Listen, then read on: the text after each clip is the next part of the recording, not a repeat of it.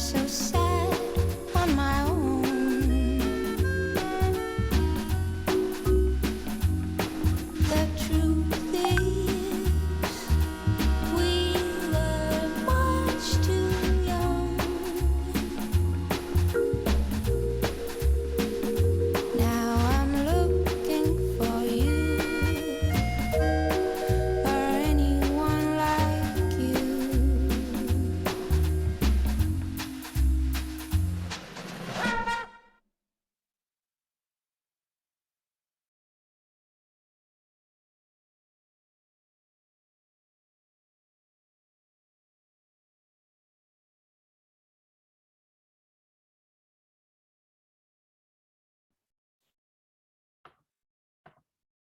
Hi everyone, and welcome for joining us tonight. My name is Talia Blumenfeld. I'm the Community Development Social Worker at the Chev Kadisha. We have just reintroduced the Enrich program, which is a series of talks that happen every month on different topics that are relevant to our community. Keep looking at our social media pages for more exciting topics. Tonight's talk focuses on providing you with the tools to manage your mental health. Our guest speaker tonight is the incredible Shai Friedland. Shai is a qualified clinical psychologist who uses cognitive behavioural therapy as a basis for his work. Thank you, Shai, for sharing your knowledge and insight. We are really excited. I would also like to say a huge thank you to Dan Stinneman, the founder of the Exile Academy, for giving us his time and expertise running our webinar. We really appreciate it. The webinar will be recorded and the link will be made available.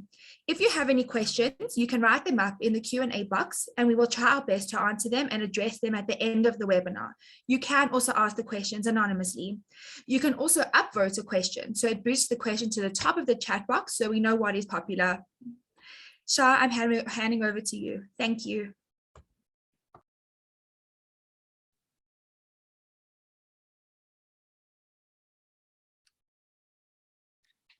Thank you, Talia, and good evening, everyone. Welcome to the talk. I think everyone's here tonight to obviously hear about the ultimate mental health hack. But to start off, and I think to get us to that hack, I need to take you on a bit of a journey.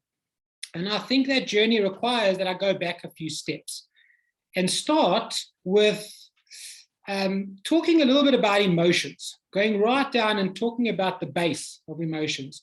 I see a lot of people coming into my practice and talking a lot about mental health difficulties, but actually not knowing the basis, what is an emotion and why we have them. So what is an emotion, right? And then why do we have them? So emotion is our body's basic information system. What I mean by that is our emotions provide us with basic information about the world around us, about other people, and about ourselves, right? And then they drive us to behave or to respond in a certain way. With these behaviors, we then often get this misconception that, with the emotions, we get this misconception that we have good and bad emotions. So yes, an emotion can feel good or it can feel bad, but there's no such thing really in its purest form as a good or a bad emotion. An emotion may feel bad or it may feel good, but it's doing that on purpose to try and give us that information and then drive us to behave in a certain way. So looking at the emotions and starting, we can break them up. You know, I don't think I'm going to go too much into sort of what we call good feeling emotions. We can look at one of them. We can look at happiness. Sort of what does happiness tell us? Happiness tells us that the world or us or whatever the person we're interacting with is good, that we feel safe, and it drives us to want to go and do that thing again. If, for example, a good example of this is going on holiday. We feel good, we feel safe, and we want to go again. But leaving that aside, I think we need to go and talk a little bit about what we call the bad feeling emotions. A bit like the game reserve, we get the big five here as well. So we get sadness, guilt, anger, anxiety, and panic. They're not the only ones, but we look at them as really the big five. So what are they telling us? Sadness. The basic information that sadness is telling us, it says to us that we've lost something. right?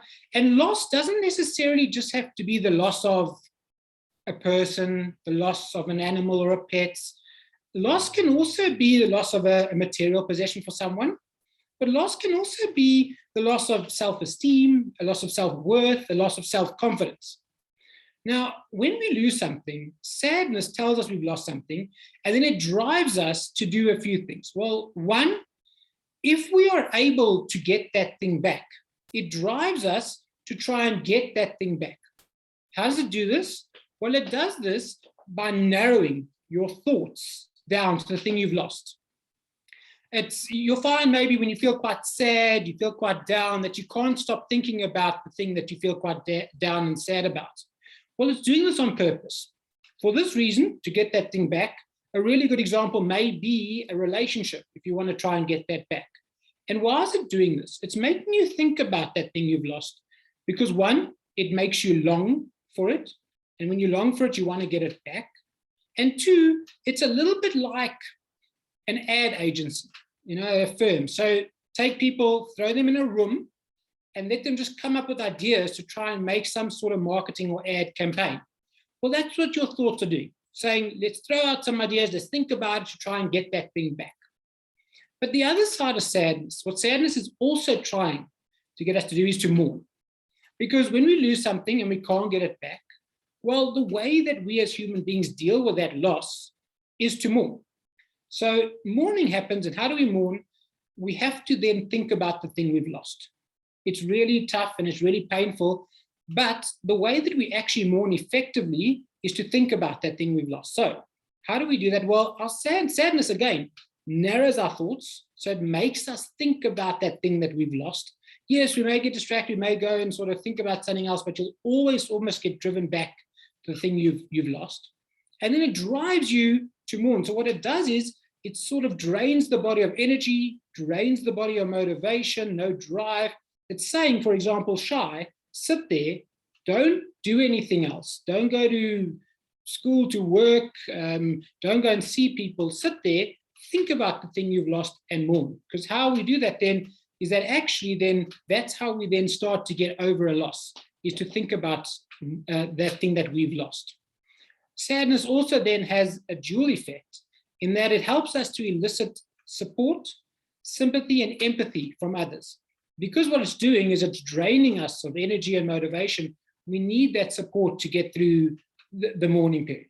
So a good example may be that's, I don't know, someone that I know passes away and somebody comes to the funeral, and at the funeral, they see me running around and I don't know, giving people high five, I'm joking. Well, immediately they may think, well, what's wrong with me? But the other thought is, well, clearly this person wasn't that close to Shai. They say hello and they leave. I think it's very, very different if you walk in and there I am sitting and I'm visibly upset, I'm sad, I'm down, I'm crying. Well, now the response from everyone else is different. Now the response is support. Can I do something for you? Can I get you food? Can I take you somewhere? Can I sit with you? And also sort of sympathy. I'm sorry you're going through this tough time. And empathy, I've been through this, it's tough, we'll be there for you, we'll get through it. So that's what sadness is there for. Anger tells us that we have been wronged, right? And it drives us to stand up for ourselves. We're not talking about anger where somebody does something on the road and we go and smash down their car and smash down their door, but appropriate anger, appropriate response, right? So anger would be something like somebody's done something wrong to me, and the ability to even just tell them. And sometimes as human beings, we may be physical, but an appropriate response. So it sort of helps us to stand up for ourselves. If we didn't have anger, we'd sort of all get walked over. Guilt is the opposite of anger. Guilt is telling us that we have wronged someone else.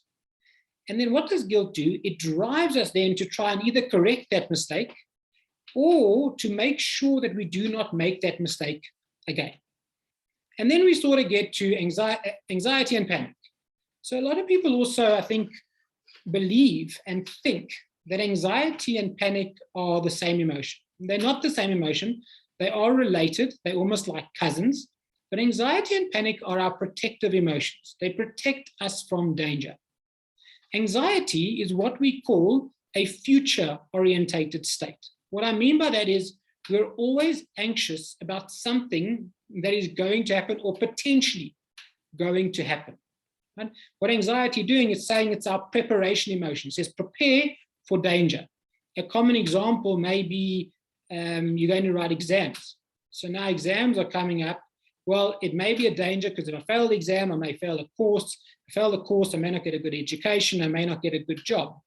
So the idea is right. It says prepare. There may be a danger. And how do you prepare? You study. Anxiety also obviously can go down to, trying to save us from something that is also life-threatening, as in, I don't know, being in the game reserve and you're not allowed to do this, but for my example, we can get out the car, and as you get out the car in the game reserve, immediately anxiety goes, be prepared, there may be animals around, or for example, a lion that may sort of eat you. And what it does, anxiety starts to get the body ready for fight or flight, right, which is panic. We'll come to that now. But what anxiety does is it starts to heighten your senses.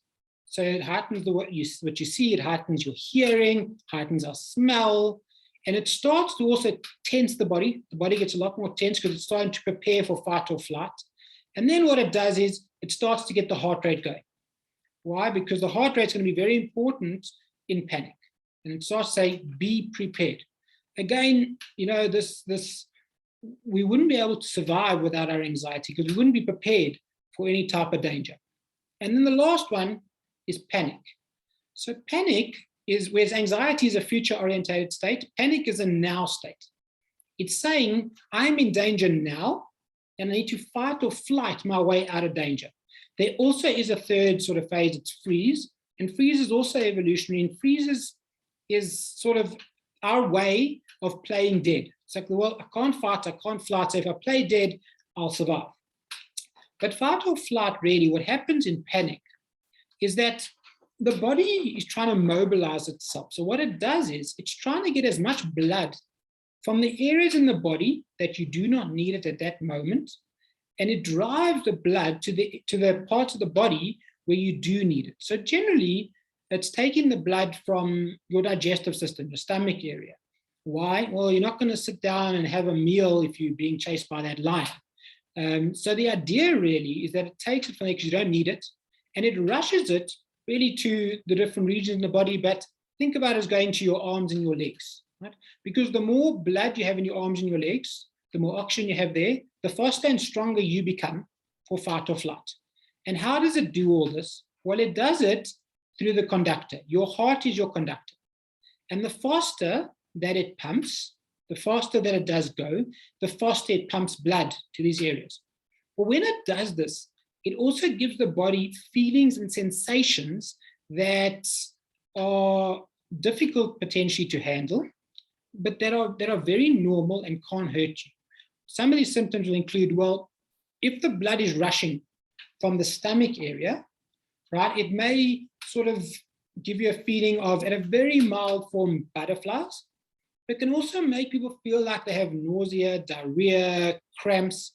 I'll often get a lot of people, and particularly kids, coming into the office and saying, I feel nauseous, I feel cramps, I feel like there's something wrong with my stomach when I want to go to school, for example, if they're anxious about school. And a lot of times we're saying, well, it's anxiety, so they shouldn't have these feelings, but they do. They will have those physiological feelings. So there's feelings in the tummy that will start to get. And then because your heart starts to go very quickly to pump the blood as quickly as it can, we start to hyperventilate and take very short, shallow breaths.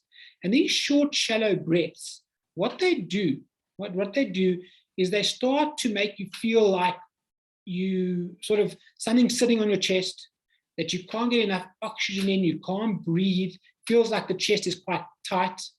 And then because of this, it can also give you feelings of being lightheaded and dizzy. And then what happens is it's a bit like going to gym, is that the faster the heart goes, we get hot and the body starts to heat up. But as the body starts to heat up, the body goes, whoa, we're overheating, and it starts to regulate itself. It does that through sweating. So we start to sweat. And then there's adrenaline also that gets released through the body. And it gives us feelings of trembling, tingling, sort of all these different types of sensations.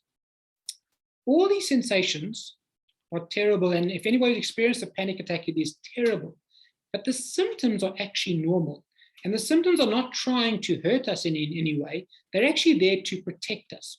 So the reason why I start off with this and why I talk about the emotions is that one of the things that we're often trying to do as human beings is trying to control the way that we feel and control the way that we think. And it's almost this control is one of the big reasons why we are having so much difficulty with our emotions and with our mental health. The problem really with emotions is when there's nothing wrong with emotion. We need the emotion. As I've said now, the emotions serve a function. So one, we don't want to really get rid of them, but two, also we can't get rid of them. And one of the things, and one of the major problems with emotions is when we start to judge ourselves for having an emotion. So the idea is, if I start to become sad, that I'm sad, or feel guilty that I'm guilty, or I'm anxious that I'm anxious, or for example, I'm panicked that I got panic. Once we start to do that, that's when we start to have issues and difficulties with our emotions. And within an emotion, we also start to judge then the physiological feelings that we have and the thoughts that we have. And one of the ways that we start to try and control this, because we judge these things, is through our behavior. So just as a side note, maybe just to explain this, in CBT in particular, but in sort of in mental health, what we understand and what we try and do is try and make an emotion a little bit more sort of tangible. And the way that you can make an emotion tangible and discuss it is we break the emotion up into its components. Every emotion can be broken up into three components. And what are those three components? Well, the one component is a cognitive component, so the way that we think. The other component is a physiological component, the physiological symptoms that we may feel in our body. And then the third one is a behavioral component, the way that we behave.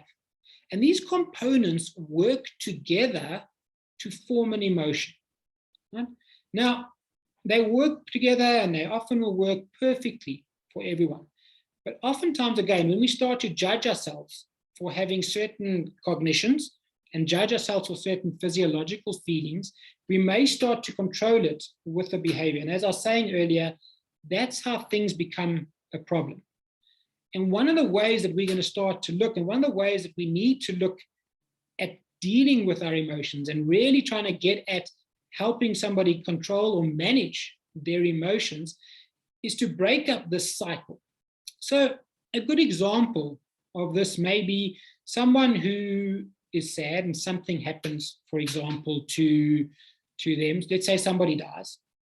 And what happens then is they may get thoughts that, why did this happen to me? It's unfair that this happened. It shouldn't happen, right?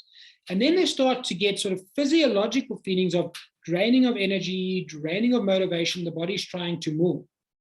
And then the behavior kicks in, and the behavior may be something like stay at home, don't go anywhere, and more.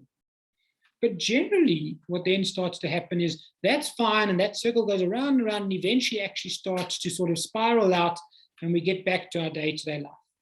But some people, unfortunately, it may be also because of genetics, that they may just feel a bit more than other people. What that means is physiologically, they may just feel a bit more than somebody else. And what happens in that is that we start to have these symptoms, and then almost this idea is, well, I don't know, my brother or my sister or somebody else, they seem to have recovered so much quicker. They seem to be doing things. They're going out, they're doing, but I still feel sad. I still feel down. So what happens then is that now the problem kicks in. Now the problem kicks in and going, I'm bad. Why am I still sad? I shouldn't be sad. What's wrong with me? And if you can hear that, that sort of leads into this cognitive element over here going, what's wrong with me? I'm bad. Something's not good. All negative. And again, once that does, the body, the mind starts to go, well, we actually must still be mourning over here. There's really something bad. So what happens then is in the physiological starts to go, well, we need to drain more energy, drain more motivation, get Shai to still sit here, stay. And then instead of getting ourselves up and now going to work or going to school or going to see people, what happens is actually we sit in a place where we now go, I don't have energy, I don't have motivation, and I stay home. And as that happens, again, the system starts to go round and round and round. And now we start to think, we go, well, what's really wrong with me? I can't even get myself up. I can't get myself to go to work, or I can't get myself to go to school. I can't get myself even to go and see someone. There's something really wrong. I'm really not good. And again, that judgment starts to come out. And again, in the cognitive element now, all those thoughts, those negative thoughts start to fill this cognitive element and get more and more and more. And the body again responds. The mind will respond in going, well, we're mourning. We're still mourning. And therefore what it does is it drains more and more and more energy, more motivation, and our drive starts to go. And again, if that happens, if we couldn't get ourselves to work the day before, or to school, or whatever the case may be, well, again, we stay home. And again, we don't go anywhere. And what happens there is that then we stay at home, and almost short term, it starts to give us relief. Okay, I couldn't face the day, I couldn't do anything, great. But unfortunately, again, long term, whatever that is, that can be an hour later, a day later, a week later, all of a sudden, thoughts again, what is wrong with me? Why couldn't I get myself to work? And what happens is that then the cycle starts to spiral, and it spirals down into maybe what we call a depression, for example. So this is some of the problems that start to happen. And I think one of the big things, or one of the things that I really try and talk about and want to discuss is this idea that I think we're often trying to control the wrong thing. What I mean by that is the behaviors are things like avoidance of emotions. Behaviors are things like controlling. So for example, going to a party, feeling socially anxious at a party, and at the party we try and control by standing by the food. So it looks like we're not awkward, we're just here, we're trying to find something to eat, going with a friend, not looking at people in the eyes, that type of thing, or sort of not trying to talk to anybody, or only talking when we're around people that we're comfortable with, and they control mechanisms. But what we look at, and what I'm going to talk a lot about now, is this idea of our thoughts are actually just our thoughts. And yes, we can have thoughts, and we can have thoughts about our life and what's happening, but oftentimes our thoughts are also not correct. Our thoughts may tell us things like we're hopeless, we're worthless, we're not good enough, someone's going to reject us. The thought is not necessarily true, right? And the idea is, what we talk about in CBT a lot these days, is this idea of an acceptance of a thought, that a thought is just a thought. An acceptance of the physiological parts of what's happening in the body. Because those are two components that we can't necessarily actually do much about right now. We can't control them. So by accepting them, and we've spoken just now, I sort of told you about the different types of emotions, and the emotions are just doing their job. They can't necessarily hurt us. They don't feel good. But they can't necessarily hurt us, the physiological part of it, and the thoughts can't. So if we can accept those parts of the emotion instead of judging them, and then control, when I say control, almost is do a behavior that is different. Do a behavior that is different to what we've been doing before. And what that would be something, doing a behavior that lines up with our values. And that's a whole talk on its own, but just to really discuss what values are. Values is ways that we live our life by. It's things that they're not necessarily goals. Goals are things that we can achieve, and goals may lead us to values in life, but goals are things that are always ongoing. A goal for someone may be to be a good father, to be a good mother, to be a good partner. A goal may be to be kind. A goal may be many different types of things, but they're ongoing, right? A goal may be to live a healthy life. A value may be to live a healthy life. And a goal will be maybe something to get there. I don't know, training for the comrades or something like that. What happens though, is that a lot of times when we have mental health difficulties, we actually start to do behaviors that actually lead us away from our values. So sort of staying at home and not doing anything. I think a really good example is a client that I had, and it sort of highlights it quite nicely. This client had severe depression, and I got a call from the family saying he's severely depressed, he can't get out of bed. And what happened here is that the client, he sort of had to go to him. I had to go to his house and go and see him. And when I got there, the client was in bed. He couldn't get out of bed. He was struggling and started to tell me things about, what had happened in his life. Obviously, there's a backstory. But a lot of this was this idea, these thoughts that I'm worthless, I'm useless, I can't do anything. And he used to get these feelings of lack of motivation, lack of energy, no drive again. And then what happened was his behavior was, well, let me just not face the world. Let me not do anything. He lost his job. He was on the brink of losing his marriage, and basically just wasn't doing anything. I mean, when I got there, it was so severe that he wasn't even upkeeping his hygiene. And what we did was I said to him, the fact of the matter is yes, you're in bed, you're not doing much, but that doesn't mean that you're worthless. That doesn't necessarily mean that things are hopeless. This is your mind talking to you. And it's something that we call emotional reasoning. We reason on our emotions. Our emotions are not always true. Our emotions are not always taking into account fact, right? So what happens is we reason on emotions. And I think then what happens is he then sort of say, well, because of this thought process, he started to get these sort of feelings of lack of motivation. He couldn't do anything, and he couldn't get himself up to go and do anything. So what we spoke about was this idea that, well, behaviorally, all we want you to do, right? And all I want you to do was get up, go and brush your teeth, and get back into bed. You're more than welcome to get back into bed. And I think this is something that's also vitally important just to mention now, and that a lot of people believe also about CBT is that the exposure work and doing certain things can be sort of over the top, and we're thrown into the fire. And I think, yes, they can be quite difficult because obviously we're tackling fears or we're tackling a lack of motivation.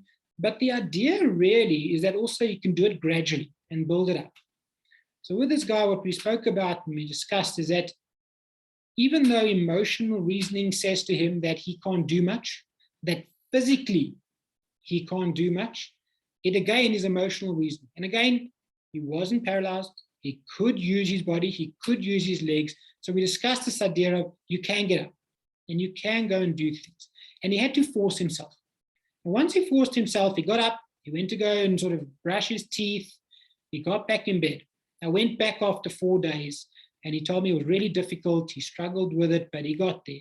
And then what we did is we upped it. We went from brushing teeth. I said, get up, brush your teeth and just go and shower. Again, something just sort of that all of us would take for granted. Got up, brushed his teeth, went for a shower, got back into bed. He did that again for 4 days. I went back 4 days again, and we discussed this idea of getting up, brushing his teeth and showering. And he said to me that actually it was tough, but it's starting to get a bit easier.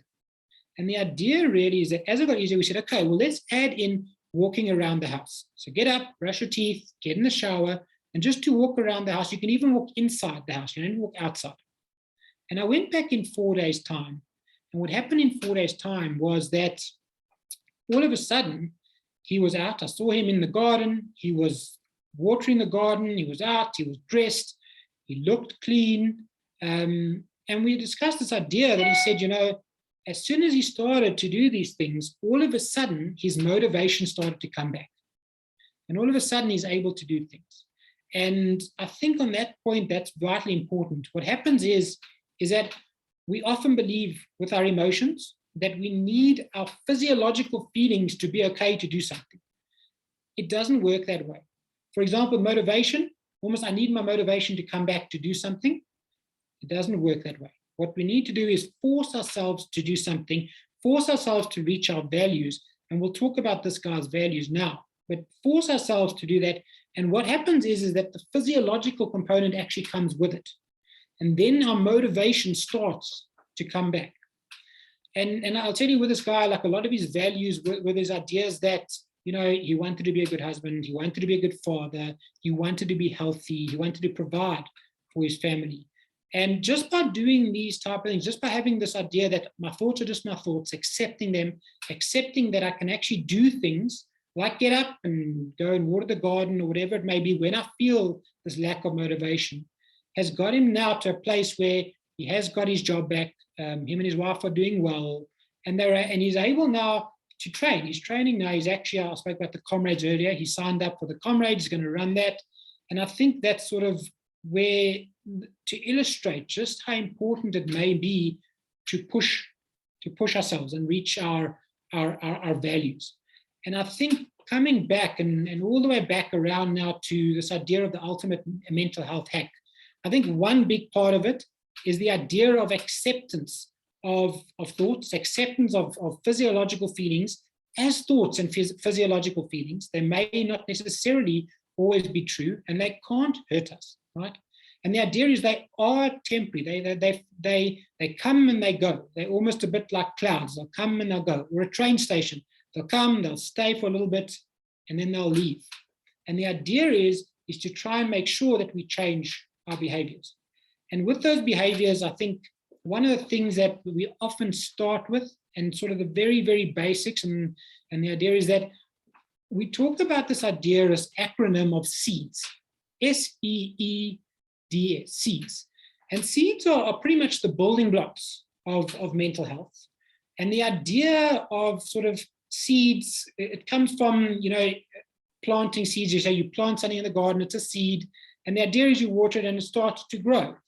And it's the same thing with our mental health. So seeds, the picture is that we planted and our mental health will start to grow. There's a lot more to mental health. There's a lot more to do, but it's just a foundation. And it's something to do, even if we don't have the motivation, even if you may feel anxious at times, it's to try and sort of do these things.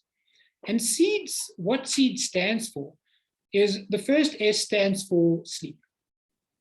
The idea is that it's vitally important for mental health to get the right amount of sleep, but to also sleep at the right time. And we're talking a lot about this idea that a lot of people need different amounts of sleep.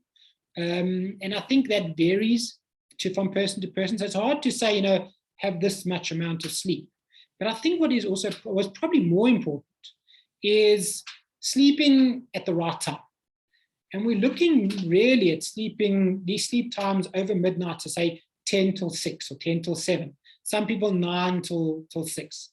But the right times and sleeping at the right time.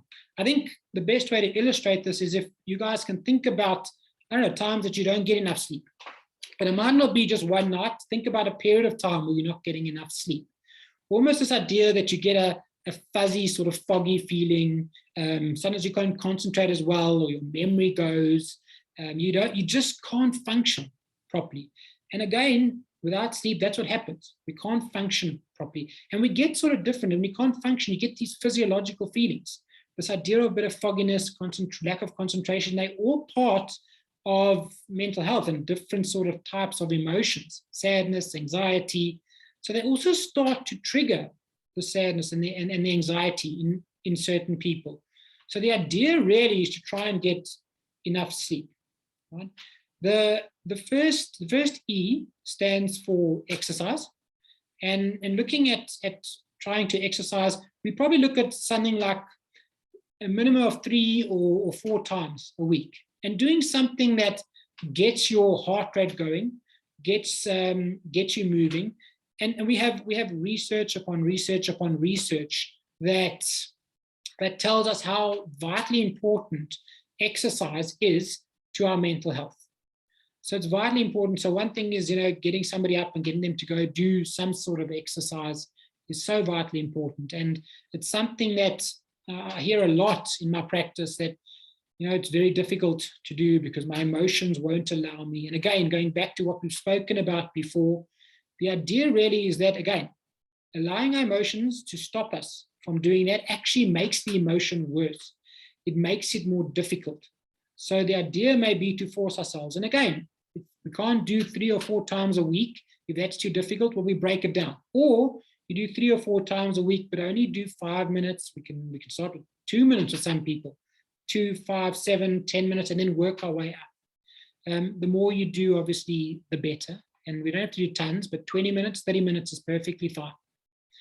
The second E in SEED stands for education. It's sort of a bit of the lost seed, really, in all of it, but it is vitally important. I get a lot of sort of people coming into the office and talking about this idea that they feel down, they feel depressed. And if you look at things that are happening in their life, everything seems to be okay. Everything seems to be great. They're doing well. One thing that often does stick out is this idea that they've got a job, for example, that's just not fulfilling them. They're just not learning anything. It's quite mundane. It's happening sort of the same thing over and over again, and they're not learning that much anymore. So the idea really is that we need to keep ourselves educated. Now, it doesn't necessarily have to be going to do a course, going to do some sort of, degree or anything like that. But keeping educated can honestly be doing a TED Talk, just listening to a TED Talk once a week, can be reading a book, it can be doing a course or a diploma, something that we do and you sit maybe on your computer, do it once a week or twice a week, and just trying to further ourselves.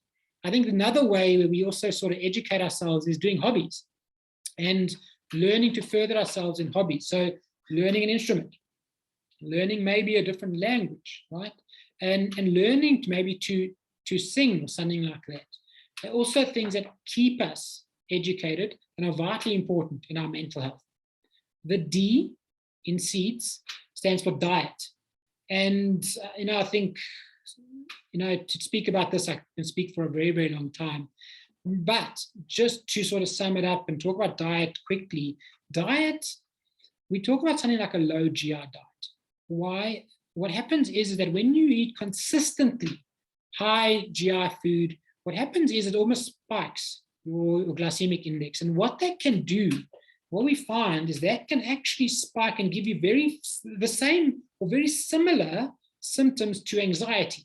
Gets your body going, it revs your body. And a lot of people talk about almost being anxious after eating these type of foods. But these foods sort of spike and then they drop. And they drop quite quickly. And again, that drop, what we sort of hear a lot is that it can make you feel lethargic, can make you feel like you can't do anything. And again, that can give people, and it can mimic a physiological symptom of sadness or depression. So we often talk about like sort of a sustained low GI diet. And then the last S stands for socializing. I think, it's quite a big one, and it's a really big C to talk about today, particularly with COVID as well. But socializing is so vitally important. What happens, and one of the worst things that we can do if we're depressed or anxious or having a different range of emotions, is to isolate or withdraw.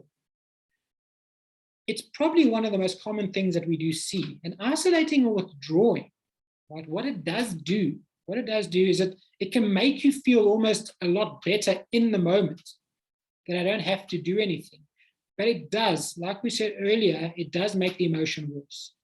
And what happens now is that, socializing is one way that we can get around that. But I think it's something that's come up a lot lately, and I see it a lot, particularly because of COVID.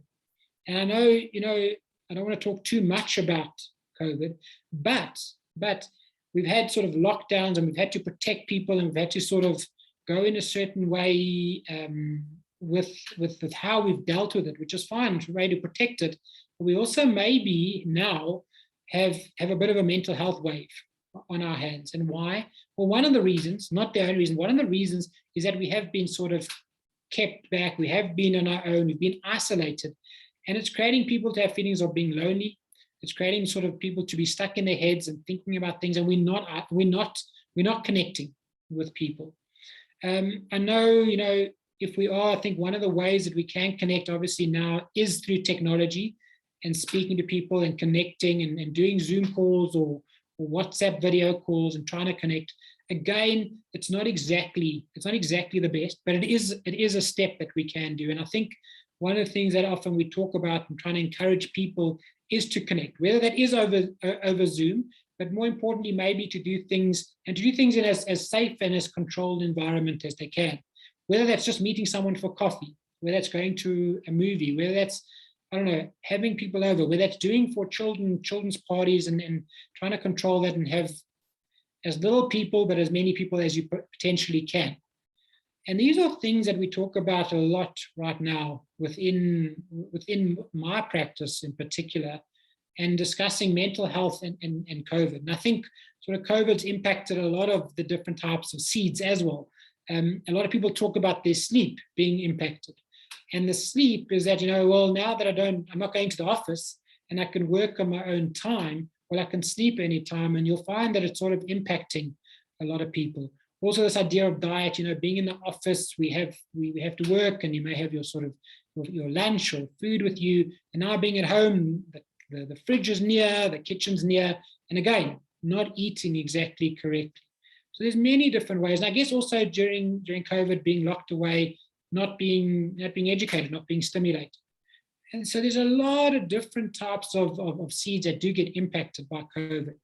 But having said that, even if that is there, again, this idea of accepting that these are the thoughts, accepting that these are physiological symptoms, whether that's something that's unrelated to COVID, whether it's related to COVID, and then doing behaviors and things that sort of lead us to our values.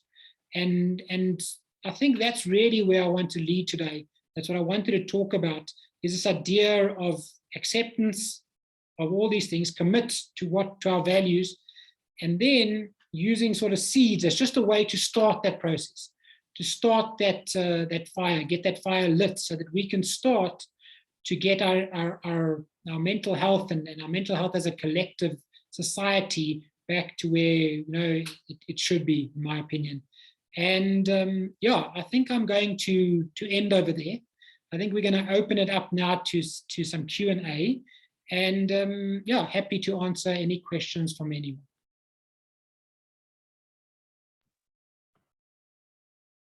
Shai, that was awesome. Thank you so much. That was really, really insightful and very interesting as well. We seem to only have one Q&A at the moment. So someone asked, any tips for dealing with bad days in the workplace? Do we open up about it? How do we get our supervisors to understand that we are human? It's quite a complicated question, quite a deep question. I think one of the things that we often talk about is that in a work environment, unfortunately, we're not going to get very far if we actually don't open up and talk about these things. There is a huge stigma in particularly the work environment when it does come to mental health, right? And I think one of the things we often talk about and encourage people is to have the ability to open up, the ability to speak to the person that is their superior and discuss these things, but discuss these things in a collaborative way. This idea of, how do you give me some type of way that I can sort of improve my mental health and still work here? And then how can you give back to your superior in trying to help build and grow the business? It's a difficult question, and it is something that we often we hear a lot about, and it's complicated, and we look at it almost at a case-by-case basis. But one of the things often we'll encourage is the ability to open up and speak to people.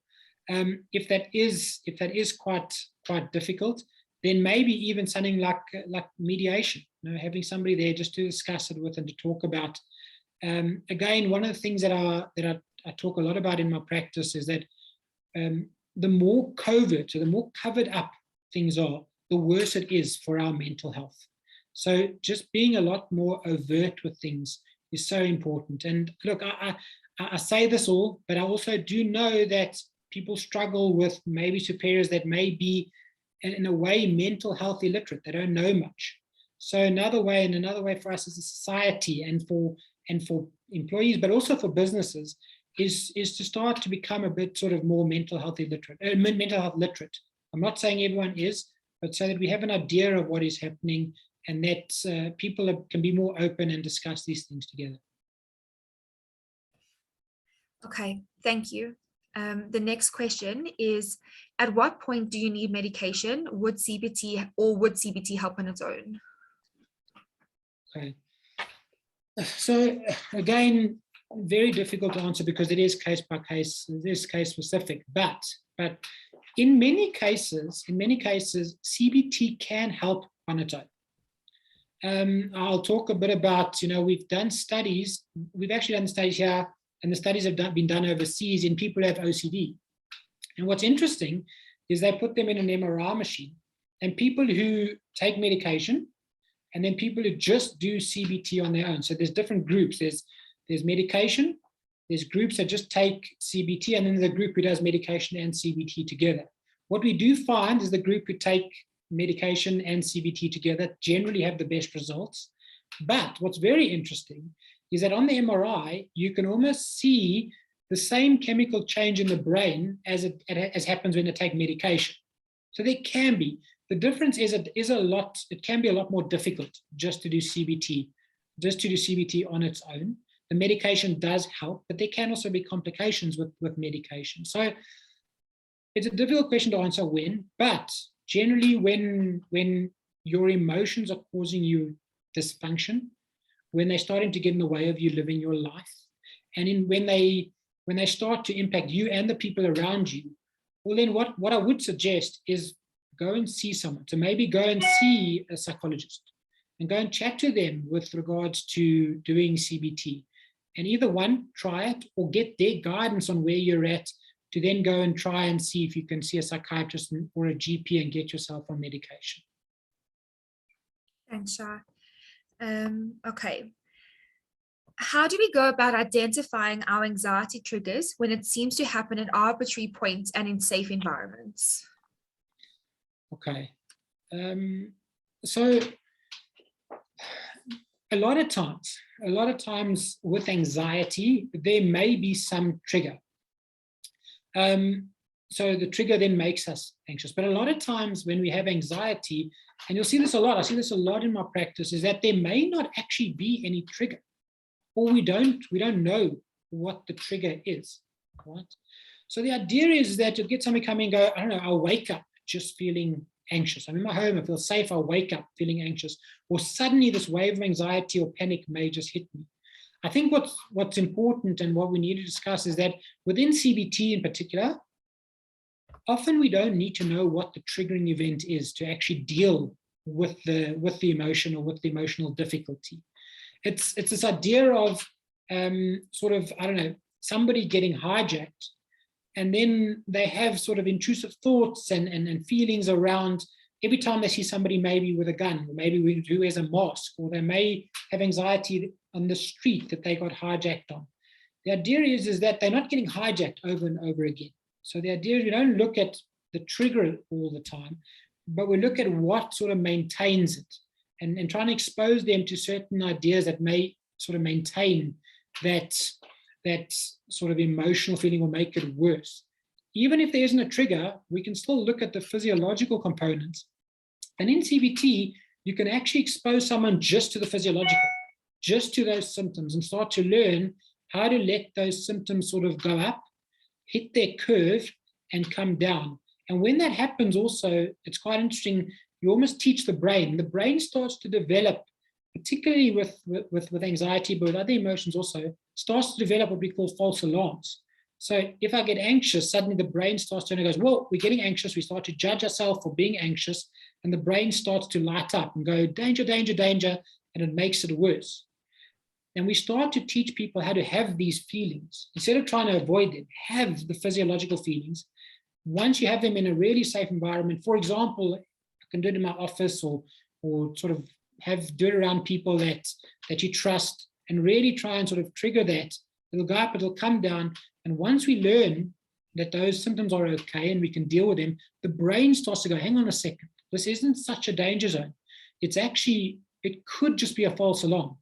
And each time we do that, almost it starts to learn that, wait a second, this is a false alarm. That, in conjunction with the fact about, thoughts may come with that, and learning to accept the thought as just a thought. It's not necessarily true. If something has happened, how to deal with that type of thought. And then in particular, what behaviors we're doing in that moment. Even if we don't have any trigger, what behaviors we're doing, and try and sort of find different types of behaviors to do in that moment, and change the emotion that way. Thank you, Shai. Okay. How would you suggest a person navigates a long ongoing illness, the fear, despair, and mental exhaustion? Yeah. All right. It's the questions sort of, they really are complicated. It's a really complicated thing to deal with, particularly a long ongoing illness. But having said that, just coming back to sort of what I've spoken about today, a lot of times with ongoing long illness, the idea may be, again, to bring it all the way back to this idea of not trying to control a lot of the physiological symptoms, not trying to control some of the physical symptoms, and try and develop an acceptance of what may be happening, an acceptance of what we're feeling, and then teach somebody sort of skills and techniques within the behavioral component on how to bring and how to deal with that type of thought that may pop up, how those physical and physiological feelings. And what happens is it does come down to this place where it's having to learn how to manage that we are going to have those symptoms and those feelings. It goes away from sort of this idea, I don't know, getting on a plane and having no anxiety getting on a plane. It goes away from that idea and comes back to the idea of how to manage the illness, but also the emotional stuff that comes with it. But again, a very complicated question to answer, in a talk like this. But that's one way that I'd start to look at it. Thank you. So the next question is twofold. They want you to please define what CBT is and how you conduct it, and how does one decide what kind of therapy they need to embark on?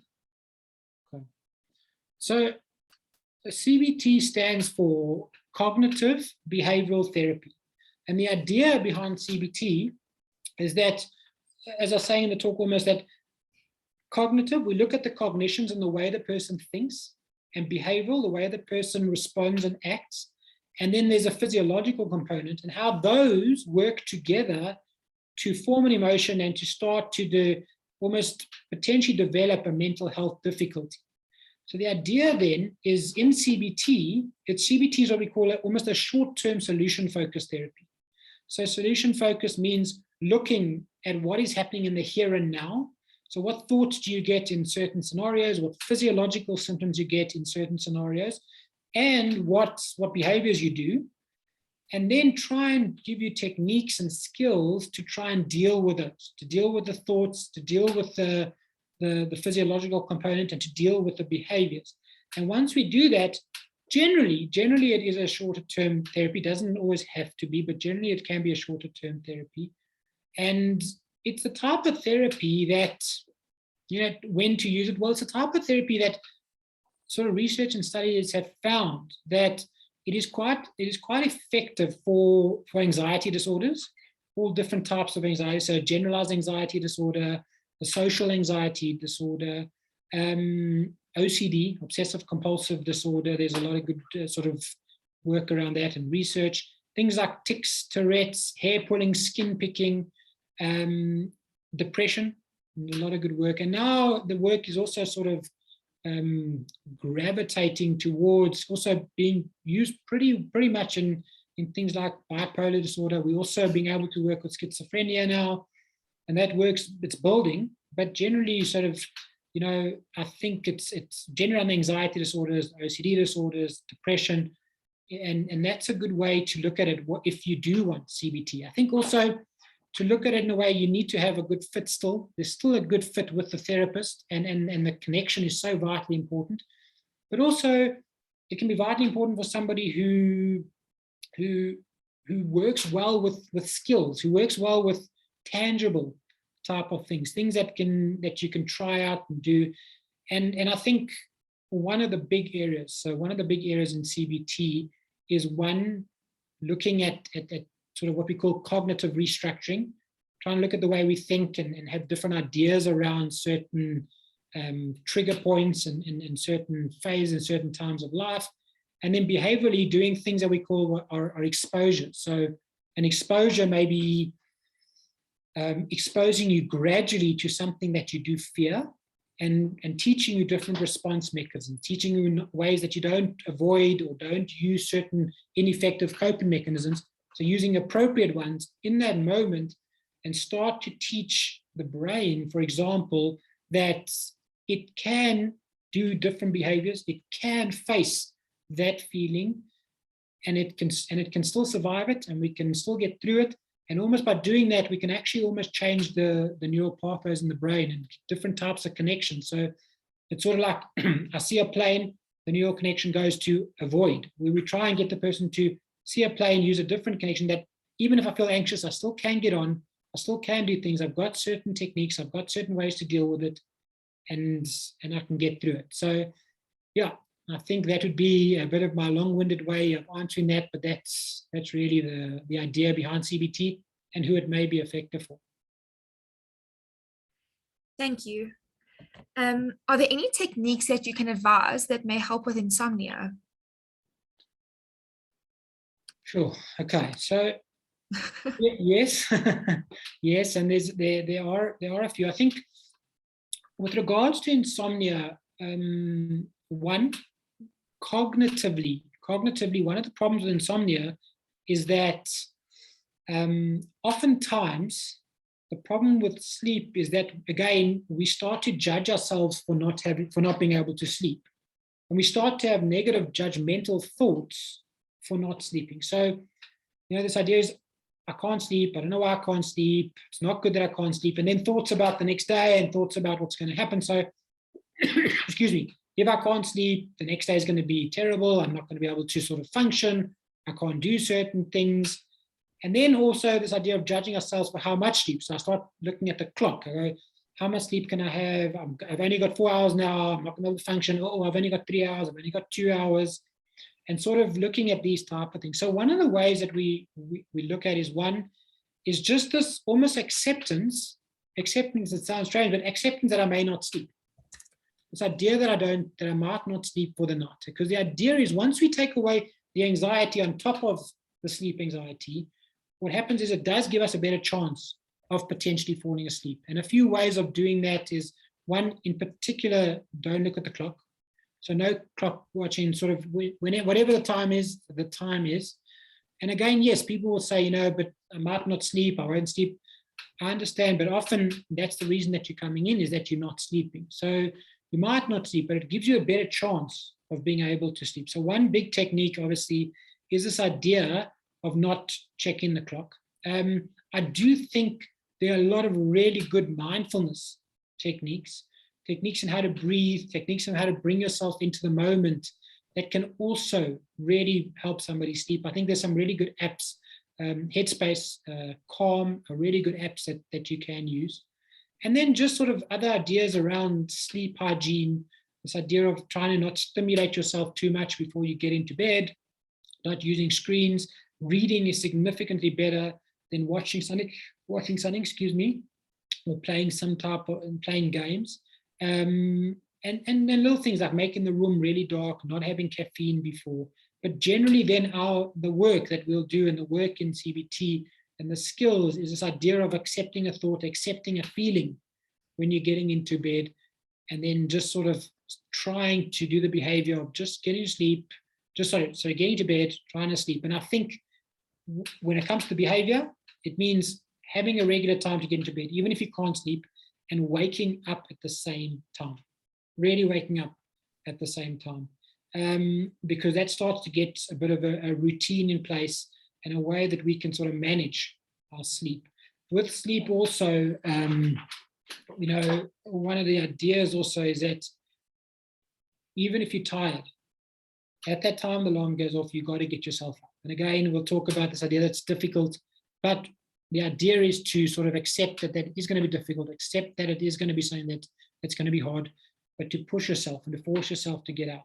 And it may start to help the person with sleep. I think that's a very basic, very sort of quick answer, but those are just some ideas and some techniques that we can start with and that we can use. That's awesome, Shai. Thank you. We have one last question. I'm going to try and summarize it a little bit. This woman is quite an energetic person, and she eats healthy, she sleeps well, and she does all the things that you've talked about. She has a situation with her health where it triggered a reaction of an emotional roller coaster, and she can't seem to get a hold of herself. She says she takes care of an elderly woman who is a bit controlling, and she feels she keeps hitting a wall and can't escape or get a grip on her old self. What do you recommend she does? She has tried mindfulness, mediation, breathing, coloring emotions, but she doesn't want to go back on antidepressants. Okay. I think, what she's describing is, it sounds, and again, as I'm saying, reading that, but it sounds like obviously once you have sort of some difficulty with, whether it's physical, whether it's emotional, some health difficulty, you may have difficulty controlling your emotions. And the people around us can also control how we feel, right? So I think one of the things that she may need to do and may need to look at is a form of therapy called DBT. It's called dialectical behavior therapy. And one of the ideas behind dialectical behavior therapy is this idea of trying to be able to regulate your emotions. And I think, we all have emotions. They all go up and they all come down. We have good days and we have bad days. But a lot of people, when we struggle, almost the ups are really sort of up and the downs can be really down, and we can wave quite a bit like this. So one of the things that DBT can try to teach somebody is that even though there may be these difficulties externally, is to help us sort of regulate in a bandwidth. So regulate our emotions. So they may still go up and down, and accepting this idea that they may still go up and down, but to regulate our emotions in more of this sort of bandwidth. And so I would suggest that would be something that I would try, and maybe something that can help her to deal with emotions, potentially without medication. I'm not sure. I saw at the end she wrote, I don't want to go back on medication. So maybe it's something to try and see if it will help. Thank you, Shai. That was such an awesome webinar. Really and truly, it was great. Thank you. And Dan, also thank you from behind the scenes of running the webinar as well. You guys can just watch out for our new topics next month, and I hope to see you all back here. Thank you. Thank you. Thank you.